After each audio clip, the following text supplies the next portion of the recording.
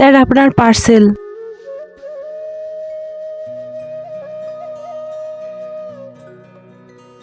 Wife.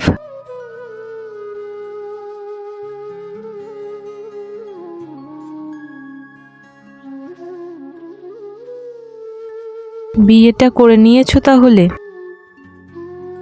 হ্যাঁ। তাহলে তুমি শেষমেশ তোমার বাড়ির লোকের পছন্দ করা মেয়েটাকেই বিয়ে করে নিলে।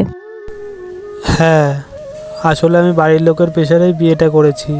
হুম, ঠিকই বলেছো তুমি। তোমার বাড়ির লোক তো কোনোদিনই আমাদের সম্পর্কটা মেনে নেয়নি।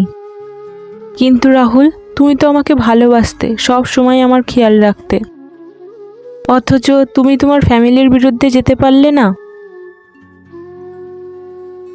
কত ইজিলি তুমি তোমার বাড়ির লোকের কথা শুনে একটা অন্য মেয়েকে বিয়ে করে নিলে।